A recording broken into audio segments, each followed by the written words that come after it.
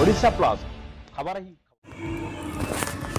कटक तिनिघरिया ठारे अलेख महिमा टुंगीर ध्वनि घरर शुभ उद्घाटन हो जाइछि। एही कार्यक्रम रे मुख्य अतिथि भाव उद्घाटक भाव में मानवर सांसद भर्तृहरि महताब जोगदे उद्घाटन करथिले। सम्मानित अतिथि भाव में सदर विधायक श्रीजुक्त प्रकाश चंद्र सेठी उपस्थित थिले। अन्य मानक मध्य महिमा धर्म गोपिनीधारी समाजर सभापति बाबा रघुनाथ दास पौरोहित्य करथिले। उक्त कार्यक्रम रे ग्रामर अधिकारी श्रीजुक्त प्रणय खुंटिया, तिनिघरिया पूजा कमिटी सभापति श्रीजुक्त लेलिन खुंटिया, संपादक अजय नायक, श्रीजुक्त रंजन खुंटिया, डॉक्टर प्रफुल्ल कुमार नायक, हृदानंद पट्टनायक, सुवर्ण खुंटिया, आलोक रंजन बस्तिया, पूर्वतन कॉर्पोरेटर कैलाश चंद्र बस्तिया, उपदेष्टा केदारनाथ स्वाई, मानस बस्तिया, रविंद्र कुमार बस्तिया, मानस बस्तिया, सुबेश खुंटिया, सर्वेश्वर बेहरा, प्रभात बेहरा, संजय बेहरा, रविंद्र बेहरा तथा ग्रामर बहु वरिष्ठ मुरबी, युवा गोष्ठी, बुद्धिजीवी प्रमुख उपस्थित थे। सूचना योग्य कि वर्ष वर्ष धरी यह महिमा टुंगी स्थानीय अंचल में आध्यात्मिक परिवेश सृष्टि करिथाए। आसंता मार्च मास 3 तारिख महिमा स्वामी शून्य दिवस महोत्सव बेस आनंद उल्लासर सह पालन हेबाकु जाउछि।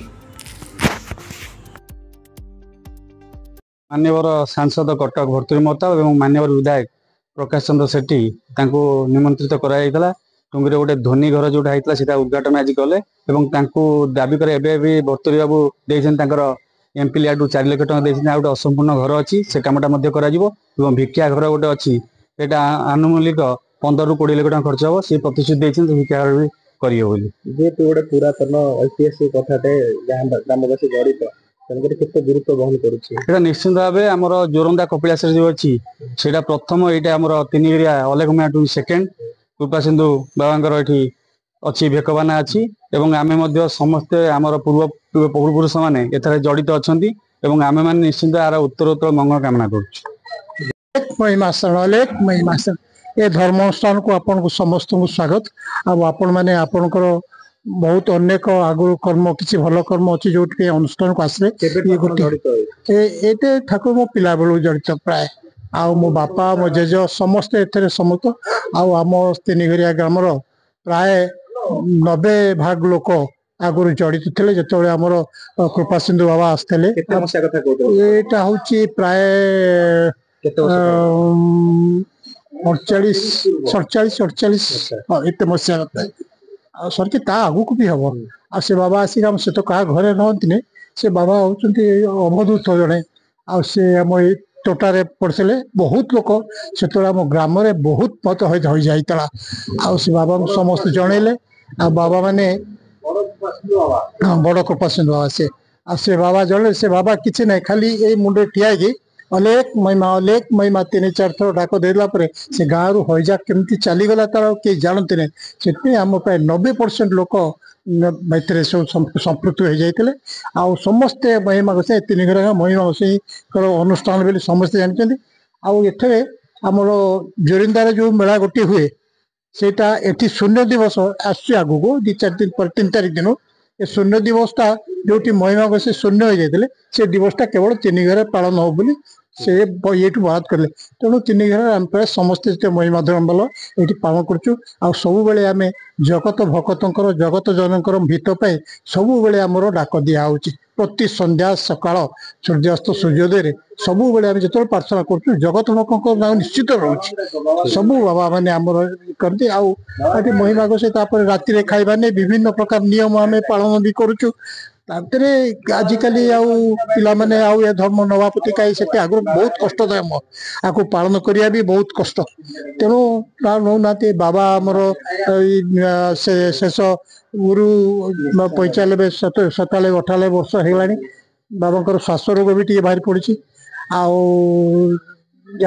महताब आसी बहुत खुशी आम बहुत खुशी एम आसिले आसिक आम 10 घंटा ଅଲେଖ ମହିମା କହିଲେ ତିନିରେ ପ୍ରଥମ କହିଲେ ଅଲେଖ ମହିମା ମନ୍ଦିର ସୃଷ୍ଟି ହେଇଛି। ଏଠାରେ ଆମର ମହାମାରୀରେ ବହୁତ ଲୋକମାନଙ୍କର ମୃତ୍ୟୁ ହଉଥିଲା। ବଡ ସିଦ୍ଧ ବଡ କୃପାସିନ୍ଧୁ ବାବା ପ୍ରବେଶ କରିବା ପରେ ଏ ଧୂନି ଘର ସ୍ଥାପନ କଲା ପରେ ଆମର ଆଜି ତିନି ଏରିଆରେ ବହୁତ ଲୋକମାନଙ୍କ ସଂଖ୍ୟା ଜୀବିତ ରହିଛନ୍ତି। ସେଥିପାଇଁ ଅଲେଖ ମହିମା ମନ୍ଦିରକୁ ଆମେ ସବୁବେଳେ ପାଇଁକା ଗ୍ରାମବାସୀ ବହୁତ ଭକ୍ତଗଣ ମାନେ ସମସ୍ତେ ମାନନ୍ତି। ଏଠି 13 ଖଣ୍ଡ ମୌଜା ଠାରୁ ଲଗେଇ ଆଉ ଜୋରନ୍ଦା ଗାଦି ପର୍ଯ୍ୟନ୍ତ ସବୁ ସାଧୁ ସନ୍ଥ ମାନେ ମଧ୍ୟ ସମର୍ଥିତ ହୁଅନ୍ତି। ଏକ ଶୂନ୍ୟ ଦିବସ ମହାସମାରୋହ ପାଳିତ କରାଯାଏ। ଆଜ୍ଞା ଯାହା ହଉ ଆମେ ଆଜି ଏମପି ଆସିଥିଲେ, ଆମେ ଉନ୍ନତିକରଣ ପାଇଁ ଧୂନି ମନ୍ଦିର ସ୍ଥାପନ କରିଥିବା ଆମେ ତାକୁ ସ୍ୱାଗତ କରିଛୁ। ତା ସହିତ ମଧ୍ୟ ଆମର ଯୋଉ ପଛ ଘରଟି ଆମର ବାକି ଅଧୁରା ରହିଥିଲା ତାହାକୁ ଆମେ ଆଜି ଏମପି ମଧ୍ୟ ଆମକୁ ଯୋଉ ଅନୁମୋଦନ ଦେବା ପାଇଁ କହିଛନ୍ତି ତାଙ୍କୁ ଆମେ ହାର୍ଦ୍ଦିକ ଅଭିନନ୍ଦନ ଜଣାଉଛୁ ଏବଂ ଆମେ ତାଙ୍କ ପାଇଁ ଚିରସ୍ମରଣ ଋଣୀ। ବିଶ୍ୱର ମଙ୍ଗଳ ହଉ, ଜଗତବାସୀଙ୍କ ମଙ୍ଗଳ ହଉ, ଛପନା କୋଟି ଯୋଗ ମଙ୍ଗଳ ହଉ, ବ୍ରହ୍ମାଣ୍ଡ ବାରଟି କଳି ଭାଙ୍ଗି ସତ୍ୟ ପ୍ରକାଶ ହଉ, ଶୂନ୍ୟ ବ୍ରହ୍ମଙ୍କ ଦୟା ହଉ, ତିନି ଘରିଆ ଗ୍ରାମବାସୀ ଆବଳ ବୃଦ୍ଧ ବନ୍ୟାଙ୍କ ମଙ୍ଗଳ ହଉ, ଅଧିକାରୀ ବର୍ଗରେ ସମସ୍ତଙ୍କର ସର୍ବମଙ୍ଗଳ ହଉ, ଗ୍ରାମର ସର୍ବବାଧା ବିଘ୍ନ ନିବାରଣ ହଉ, ରଞ୍ଜନ ବାବୁ ବଗେରେ ସମସ୍ତଙ୍କର ସର୍ବମଙ୍ଗଳ ହଉ, ଶୂନ୍ୟ ବ୍ରହ୍ମଙ୍କ ଦୟା ହଉ। କେତେ ବର୍ଷ ସହିତ ଆପଣ ଜଡିତ ସେବା କରୁଛନ୍ତି ଶୂନ୍ୟ ବିଷୟଙ୍କର? କେତେ ବର୍ଷ ହେଲାଣି ସେବା ମହିମା ଧର୍ମ ଏ ହେଲା ଆଧ୍ୟାତ୍ମିକ ଧର୍ମ।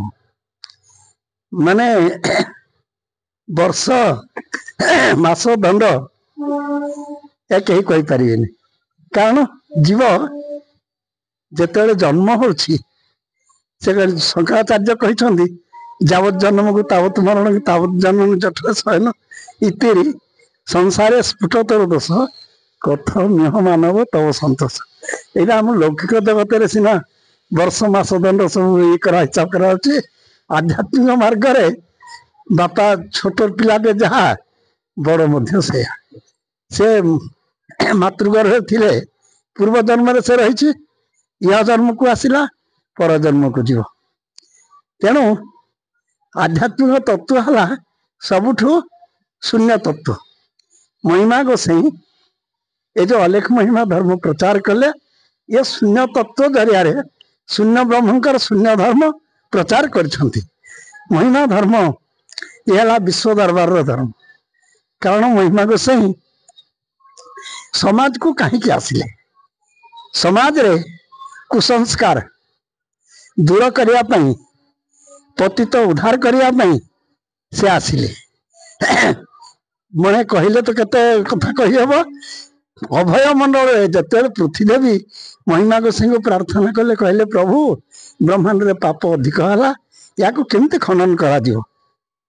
ସେଠି ସେ ଅଭୟ ମଣ୍ଡଳରେ ମହିମା ଗୋସାଇଁ ପ୍ରସ୍ତୁତି ବୈଠକ କରି କହିଲେ, ଭୀମ ଭୋଇ କହୁଛନ୍ତି, ଭୀମ ଭୋଇ କହିଲେ ଅଭୟ ମଣ୍ଡଳରେ ଅନାଦି ଯୋଗେଶ୍ଵର ବିଚାର କଲେ ବେଳେ ଥିଲି ମୁଁ ଶ୍ରୀ ଛମର, ଆଜ୍ଞା ଦେଇ କହିଲେ ଯାଅ ଶିରେ କୁମର, ମୁଇଁ ଯାଉଛି ଆଗେ ତୁ ଏବେ ଶୁଭକର, ଅନନ୍ତ କୋଟି ସାଧୁ 64 ସିଦ୍ଧ ମୋର, ଅଚେତା ହୋଇ ଜନ୍ମିଛନ୍ତି ଗୃହ ଭିତର, ବେଟ ପାଇବୁ ଦୀକ୍ଷା ଉଦୟ ପୂର୍ବ ଦିଗର, ବସି ପଦ ବର୍ଣ୍ଣିବି ତୋ ହୃଦ ମଧ୍ୟର, ଶୂନ୍ୟ ମହିମା ଧୁନି ହେବ ପ୍ରକାଶ, ଖଣ୍ଡି ଅପରାଧ କ୍ଷମା କର ମୋ ଦୋଷ।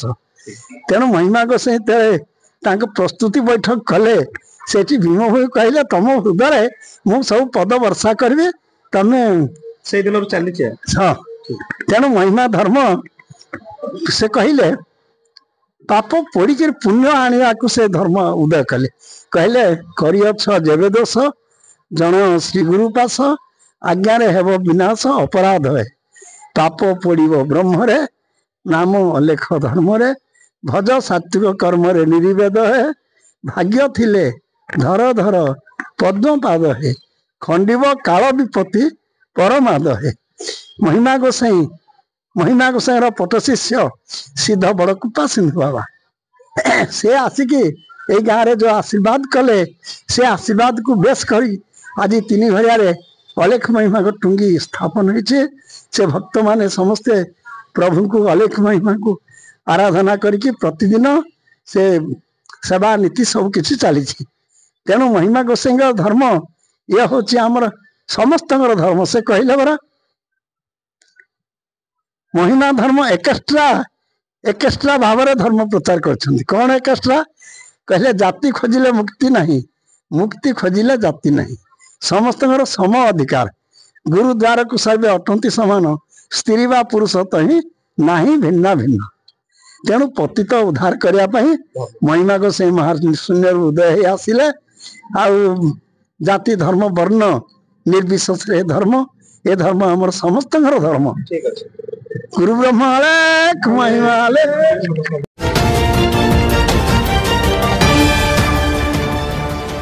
ओडिशा प्लस।